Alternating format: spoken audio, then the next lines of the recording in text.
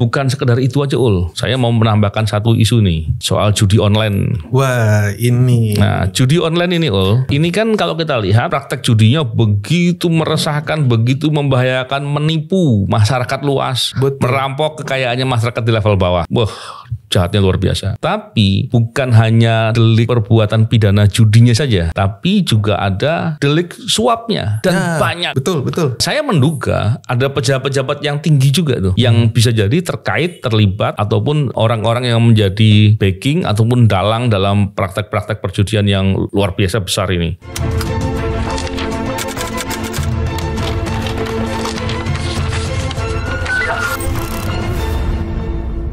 Bismillahirrahmanirrahim. Assalamualaikum warahmatullahi wabarakatuh. Salam integritas.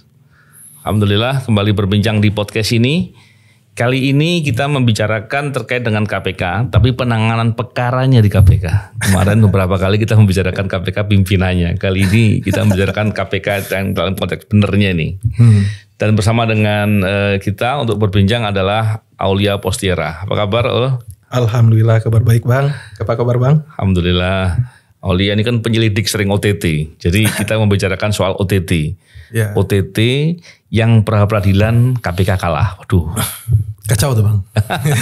Aku udah monitor ya kasusnya. Sudah, Bang, ya. Dan ini kan terkait dengan Gubernur Kalsel ya, Sabirin. Dan agak menarik juga ya. Saya lupa apakah pernah KPK ketika konteksnya OTT, terus kemudian yang tertangkap itu pra peradilan. 6 orang yang ketangkap nih, yang pihak lain yang nggak ditangkap saat OTT, biasanya kan orang yang betul-betul pada level PN-nya nih, penyelenggara negaranya, dalam hal ini gubernur gitu kan. Terus dalam proses pra peradilan dan menang, agak ini ya. Kalau menang kan seolah-olah kan ini bermasalah semua ya dalam prosesnya. Betul. Aul baca nggak dalam konteks peradilannya? Mungkin Aul bisa cerita gimana Aul? Nanti aku juga nanggepi juga. Sebenarnya abang lebih pas. Saya harusnya jadi host. Ya Bang, ini menarik Bang. Kasus hasil pra peradilan yang baru dibacakan oleh hakim kemarin itu Bang. Iya. Di mana PN Jakarta Selatan, hakim pra peradilan di PN Jakarta Selatan memutus bahwa membatalkan sprindik atas nama Gubernur Kalsel, Sabirin, atau Paman Birin kalau dikenalnya. Paman Birin ya. Atau pamannya siapa itu Bang? Iya. Nah ini menarik Bang, karena ini konteksnya OTT ya, operasi tangkap tangan. Dan biasanya ketika OTT itu, penyelidik itu sudah memiliki bukti. Betul. Kaitannya dengan si penyelenggara negara tersebut. Nah, yang menarik ini kalau kita flashback sedikit Bang ya, terkait dengan kasusnya. Jadi OTT-nya itu terjadi pada tanggal 6 Oktober 2024 yang lalu. Oke, 6 Oktober ya. Itu hari Ahad, hari Minggu waktu itu. Nah itu waktu itu kan setelah berapa bulan, akhirnya kita mendengar KPK bekerja. Oh iya. Akhirnya bekerja. Iya. Dengan melakukan operasi tangkap tangan. Iya. Dan waktu itu diamankan sekitar 6 orang. Diamankan lebih dari berapa belas orang. Dan akhirnya ditetapkan tersangka itu ada 7 orang. 7 orang, oke. Besoknya. Salah satunya adalah Gubernur Kalsel. Iya. Nah 5 dari 7 itu adalah unsur dari pemerintah daerah di Provinsi Kalimantan Selatan. 2-nya pihak swasta. Iya. Nah dugaannya terkait dengan fee proyek. Fee proyek di mana dari hasil rilis KPK, 5% dari fee tersebut diberikan untuk gubernur. 5% ya? 5%. Besar loh. Nah proyeknya sendiri kan ada proyek pembangunan GOR Bang ya. Iya. Gelanggang olahraga, kolam renang sama kantor Samsat. Oke, gedung Samsat. Yang nilai mungkin total proyeknya mungkin kalau 5%-nya itu belasan miliar, kita bisa kalikan saja berapa total nilai proyeknya. Iya. Nah, dikalikan 20 ya. Kali 20. Iya. Abang jago matematik Bang. Abang dulu lulusan matematika mana Bang? Dulu saya SMP 4 Semarang. Siap, pantas pinter Bang. Nah, Oke. Yang menarik adalah ketika konvers 1 hari setelah OTT, itu kan pimpinan KPK bersama Jubir kan melaksanakan konferensi pers, yang menyatakan bahwa Gubernur Kalsel menjadi tersangka, plus Kepala Dinas PUPR, Kepala Bidang, dan ada PLT Kabak Protokol atau apa gitu, saya lupa. Kabak Rumah Tangga. Rumah Tangga. Ya. Biasanya Kabak Rumah Tangga itu dekat sama gubernur, biasanya orang kepercayaan biasanya ya. Nah, dan barang buktinya 12 miliar, Bang. Ya. Plus banyak dong ya. Banyak banget, Bang. Ini itu berapa tas kira-kira itu? Kardusan katanya, ada kardusan, ada tas, dan juga ada duit $500. $500. Nah, dari penjelasan itu juga bahwa dari total nilai proyek itu 5% untuk gubernur, 2,5%-nya untuk pejabat yang lain tadi itu, yang 4 orang tadi. Iya. Nah, ini berjalan kan Bang ya prosesnya. Yang lucu adalah biasanya waktu kita masih di KPK Bang, ketika OTT itu harusnya kan gubernur ditangkap. Iya, sekaligus ya. Sekaligus. Jadi tidak ada jeda waktu. Ketika menangkap orang-orang sekitar, gubernurnya dijemput gitu. Karena kan udah jelas peruntukan uangnya kan jelas. KPK kan melakukan tindakan tangkap tangan itu bukan kosongan. Iya. KPK sekurang-kurangnya sudah mengetahui ada janji atau sekurang-kurangnya sudah ada bukti bahwa duit jatah gubernur itu sudah ada, mungkin dilewat perantaranya tadi itu. Betul.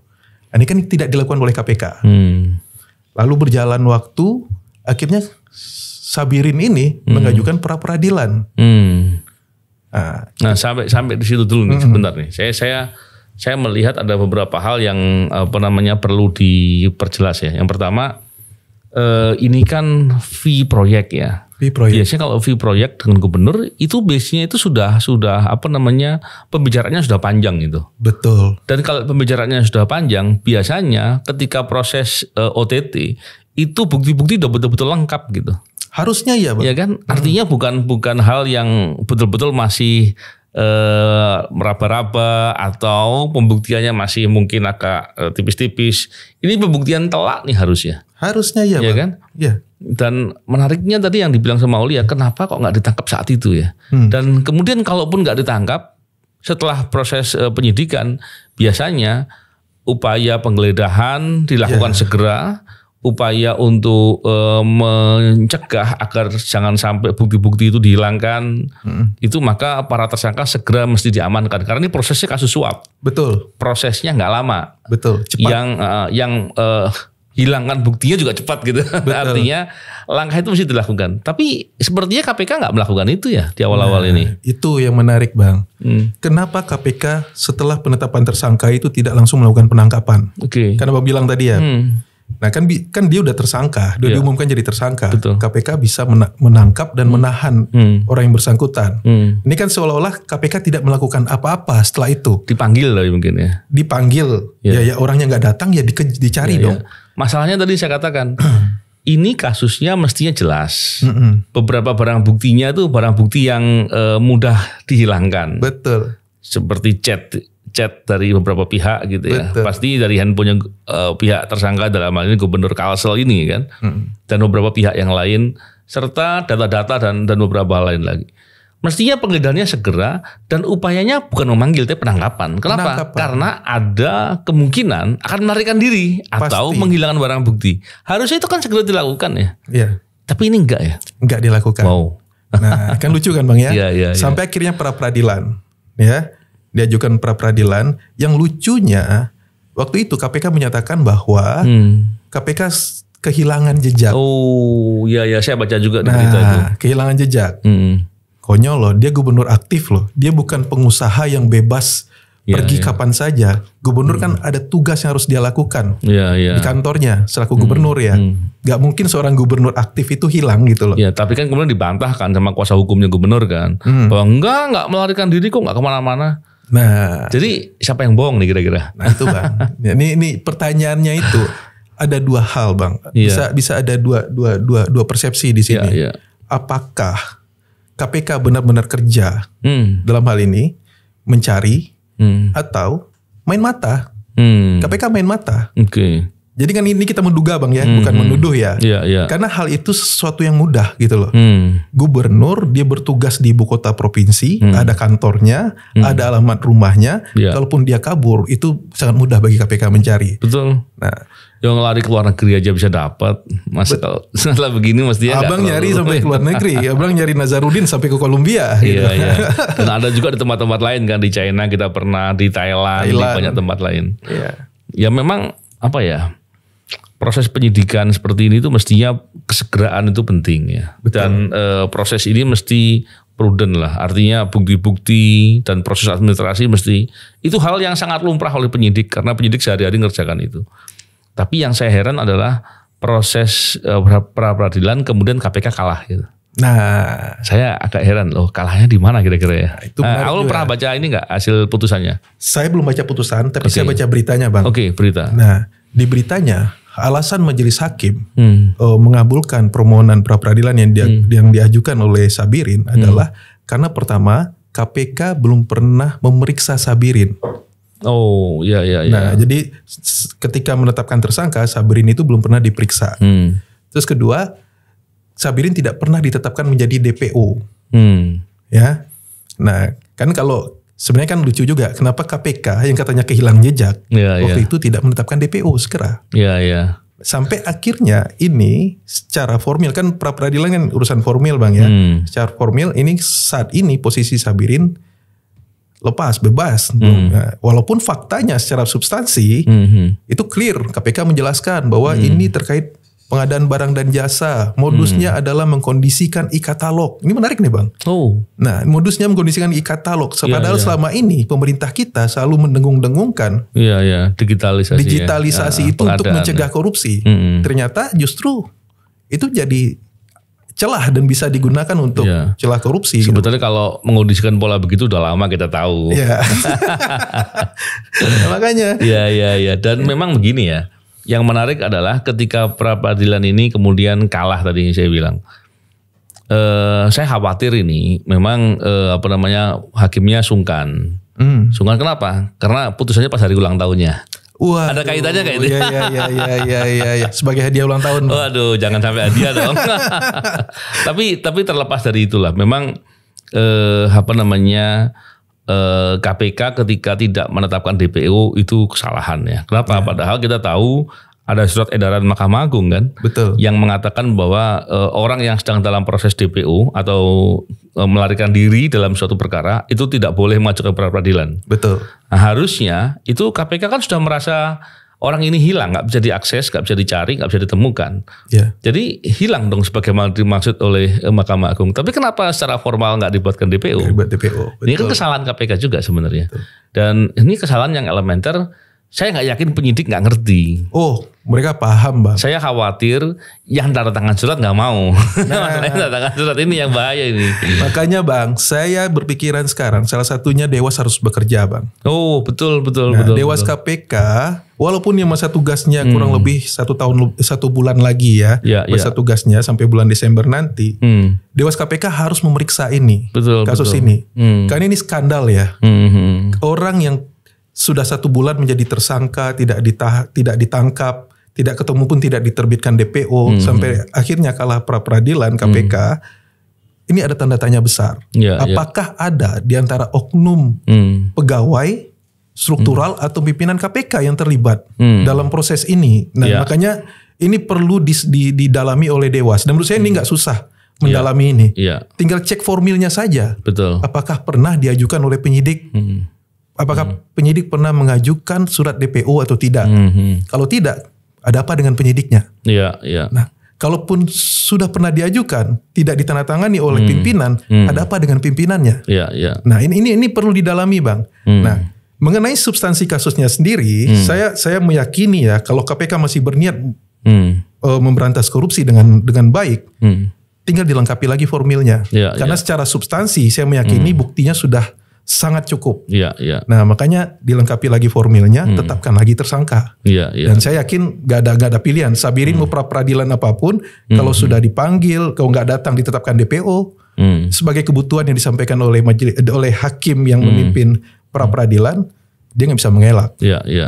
Dan ini kan perkara yang bukan perkara berdiri sendiri. Betul. Jadi bayangkan kalau seandainya nih ada 4 orang pegawai negeri atau pejabat di provinsi Pemprov Kalsel. Dan kemudian ternyata dalam proses perbuatan dugaan menerima suap, mereka ini bersama-sama atau turut serta atau membantu. Betul. Perbuatannya pejabat di atasnya adalah hal ini gubernur. Ketika gubernur dikalahkan dalam proses menang dalam proses administrasi mengalahkan KPK. Apakah terus kemudian perkaranya nggak diteruskan? Kalau nggak diteruskan maka yang 4 menjadi bingung. Iya. Ini aneh. Posisinya kemana jadi gitu aneh kan? Gitu. Jadi seolah-olah mereka berbuat sendiri. Jadi mengubah material. Ya, itu jadi bahaya itu. Dalam konteks ini mestinya tidak ada pilihan lain. Ya. KPK harus menjalankan proses untuk menyelesaikan dan menuntaskan penanganan perkara. Betul. Karena apakah mau mengubah pola suapnya? Contohnya nih, penyuapnya ini ternyata dalam perspektif pembuktian material itu bisa dibuktikan dengan fakta-fakta yang jelas seandainya nih ya. Dalam pandangan saya pastinya begitu karena kemarin udah penetapan tersangka gubernur kan. Betul. 2 orang swasta diduga menyuap gubernur. Ya. Dan tadi kalau 5% dan 2,5% kepada pejabat ini. Ya. Mungkin pejabatnya ini kan ada yang kaitan dengan proyek dalam hal ini PPR Kadis ya, Kadis PUPR dan ada Kabid ya. Ada juga mungkin PPK tadi ya. PPK-nya. Tapi mungkin ada orang yang representasi gubernur, biasanya begitu biasanya. Ya, biasanya gitu. Ketika nanti 2 orang ini disebut dalam menyuap gubernur, ketika gubernur nggak diproses, pertanyaannya nyuap siapa? Iya, nyuap hantu kali Bang. Nah, ini yang menjadi mengubah material tadi. Jadi saya pikir proses walaupun dalam proses formal dalam peradilan kemudian dinyatakan kalah KPK-nya dan diperintahkan untuk mencabut atau membatalkan sprindik, mestinya tinggal dilakukan proses dari awal, diulangi prosesnya untuk penetapan tersangka yang dimaksud dalam peradilan itu. Betul. Harusnya gitu aja dan ini mesti membuat KPK mesti lebih hati-hati lagi menangani perkara dan lebih serius lah. Betul. Jangan penyidik kemudian dibiarkan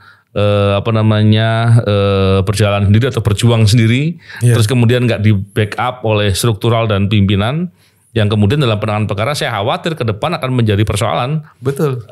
Presiden buruk lah gitu. Orang nanti ngapain nangani perkara kalau level gubernur saja dibegitukan gitu. Iya. Ya kan? Kurang lebih seperti itu. Tapi KPK seharusnya sudah terbiasa menangani perkara di level pejabat-pejabat tinggi. Jangankan hanya gubernur ya, di level lain pun yang lebih tinggi KPK mesti harus lebih terbiasa dan nggak gagap ya. Betul. Tapi kenapa yang ini gagap ya oleh? Nah ini menarik Bang. Ini kan juga saya melihat di sosial media ya. Iya. Jadi ada macam-macam orang menyampaikan siapa sih sebenarnya Sabirin ini.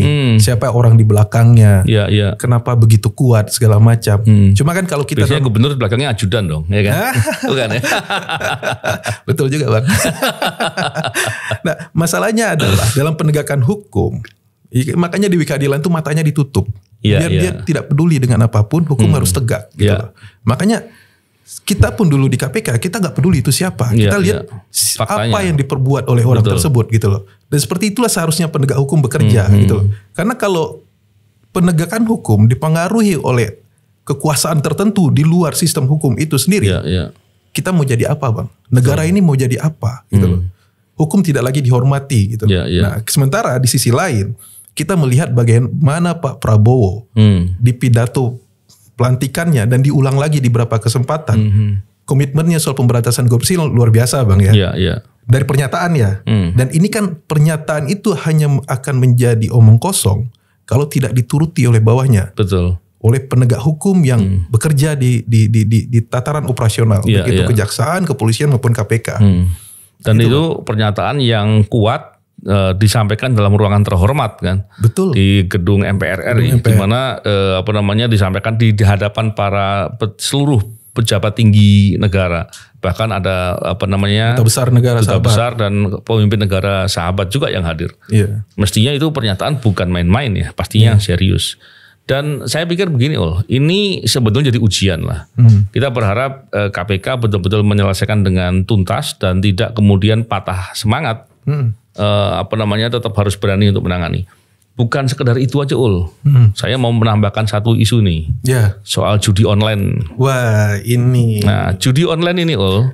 Ya, Bang. Ini kan kalau kita lihat praktek judinya begitu meresahkan, begitu membahayakan, menipu masyarakat luas, merampok kekayaannya masyarakat di level bawah.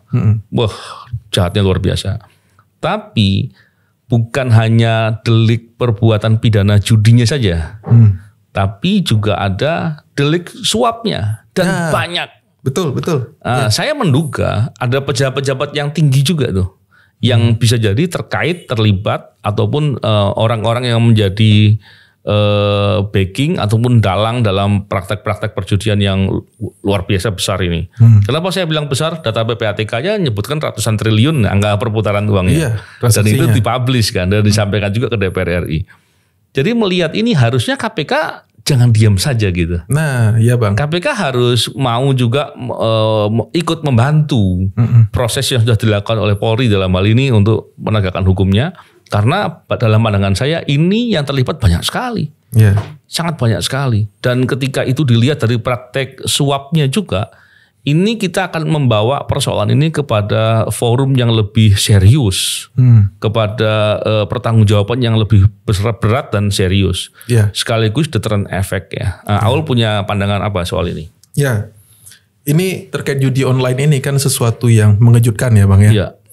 Ketika Polda Metro menetapkan beberapa orang pegawai, bahkan staf ahli, staf ahli Kominfo. Menjadi salah seorang tersangka dalam kasus ini. Kita kan sebelumnya udah pesimis ya. Kita di podcast ini kan berapa kali Abang bahas ini juga soal judi online. Nah, yang menarik adalah ini kan diproses oleh Polda Metro dengan kasus judinya. Oke. Tapi di sisi lain, mereka ini kan pegawai negeri nih. Beberapa orang itu.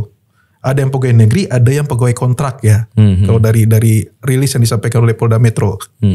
Nah, ketika dia menerima sesuatu dari pelaku, apakah itu bandar judi ataukah perantaranya, itu kan suap. Iya, betul. Nah, makanya ini jadi korupsi, Bang. Saya juga mungkin mendorong Polda Metro juga menerapkan pasal korupsi kepada orang-orang ini. Iya. Ya apakah ini nebis atau tidak nanti dikaji oleh ahli hukum ya Bang ya atas perbuatan ini. Mestinya enggak Bang ya. Yang ada kumulatif. Nah, kalau Polda Metro tidak menjalankan itu, KPK kan bisa supervisi. Betul. Dengan kewenangan KPK dapat mensupervisi PPH lain, dalam hal ini polisi dan kejaksaan. Kalau tidak dijalankan, KPK bisa mengambil alih. Betul. Sehingga kita bisa, untuk konstruksi judi online ini, kita bisa menangkap siapa saja pejabat-pejabat yang terlibat. Dalam hal ini yang menerima suap terkait dengan judi online, dan siapa di belakangnya. Karena kalau dengan suap, kita pemberi realnya siapa? Udah pasti bandar. Kita bisa kejar bandarnya. Jadi ini tidak hanya sekedar menangkap seorang staf ahli dengan pegawai rendahan. Pegawai golongan 3 ke bawah. Seolah itu aja yang berbuat. Itu aja ke bawah. Padahal yang terlibat banyak. Duitnya banyak Bang. Gak masuk akal Bang. Gak make sense gitu Bang. Dan gini loh, saya masih ingat ya. Data PPATK itu bukan baru-baru ini. Sudah lama. Seingat saya tuh 2016 pernah terkonsolidasi data itu. Dan kemudian dipublish juga. Beberapa kali dipublish. Bahkan ketika bicara terakhir 2 tahun 3 tahun lalu, itu nilainya sudah cukup besar, lebih dari 100 triliun. Ratusan triliun. 100 triliun lebih.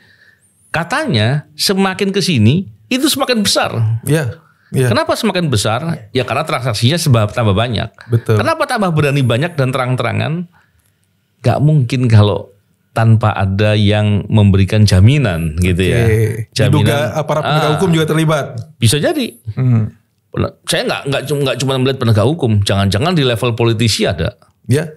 Jangan-jangan di level orang yang punya kekuasaan cukup tinggi ada. Nah ini kan bahaya. Betul. Bahkan dalam pembicaraan yang mestinya perlu dikonfirmasi lebih lanjut, katanya uang-uang itu juga masuk dalam proses-proses pilkada. Nah, itu kan ini kan bahaya sekali. Iya, betul. Nah, saya yakin ya, karena tadi saya bilang data PPATK itu 2016 sudah terpublish dan sudah cukup pernah mengkonsolidasi dan itu terus diupdate terus ya. Jadi saya pikir PPATK punya catatan yang betul-betul rigid dan lengkap. Betul. Harusnya KPK masuk ke situ. Betul. Cek yang besar-besar, mana yang masih harus diperiksa, mana yang kemudian ada pihak-pihak tertentu yang mungkin luput dari perhatian gitu kan. Betul. Saya nggak bicara dilindungi ya, luput dari perhatian gitu kurang lebih. Jadi ya semoga nggak dilindungi gitu kan. Saya pengen ketawa sama kita tadi Bang. Iya. Saya kan coba berpikir husnudon. Jadi saya juga Bang. Saya cuma berpikir begini, ini kejahatan serius. Ini bukannya main-main. Dan presiden sudah beri perintah yang serius. Saya pikir ini masih harus diusut dengan benar-benar ya. Semua penegak hukum masih bisa melakukan itu. Untuk melaksanakan di perannya masing-masing. Aul punya angle cerita yang berbeda nggak? Maksudnya ada tambahan-tambahan informasi nggak yang perlu disampaikan? Iya, saya melihat Pak Kapolri waktu di RDP Komisi 3 2 hari yang lalu nggak salah ya, kan cukup tegas ya pernyataannya di sana ya, bahwa Pak Kapolri pun siap diganti kalaupun seandainya ada duit judi online itu mengalir ke yang bersangkutan. Ya, saya yakin nggak terlibat, nggak akan mau dia beli yang begitu. Karena saya meyakini kalau Pak Kapolri nerima dia nggak berani ngomong gitu juga. Karena kan nanti kan penjahat-penjahat itu kan bisa teriak kan kalau yang benar. Nah, dengan komitmennya Pak Kapolri seperti itu, seharusnya penyidik-penyidik baik itu di Bareskrim maupun Polda Metro maupun di Polda-Polda lain yang sedang menangani kasus terkait judi online, itu melaksanakan dengan serius, Bang. Nah, caranya gimana? Caranya ya usut dengan benar. Pertama, kasus judi online-nya. Kedua, harus dikejar sampai kemana? Follow the money. Kita biasa bekerja follow the money. PPATK punya data yang banyak. Kejar dari mana sumber uangnya. Berlapis pun mereka melakukan money laundering, apakah dengan layering segala macam, itu bisa dikejar kok. Kalaupun dengan ada transaksi dengan negara lain, PPATK udah biasa kok kerjasama dengan PPATK negara lain, itu bisa dikejar. Akhirnya kita dapat siapa BO-nya, siapa beneficiary owners-nya dari akun-akun yang diduga terlibat judi online tersebut. Nah, kalau itu tidak dilakukan, kita patut curiga, Bang. Ini hanya lip service. Ada pembiaran lah paling. Ada pembiaran. Ini hanya sekedar bekerja. Oke, judi online kita tangani. Ya sekedar situ saja. Karena saya menarik, ada pernyataan ya. Apakah itu dari Polda Metro dan juga dari Menkom Digi yang baru, pejabat struktural di Komdigi tidak ada yang terlibat. Pejabat di level dirjen dan direktur tidak terlibat.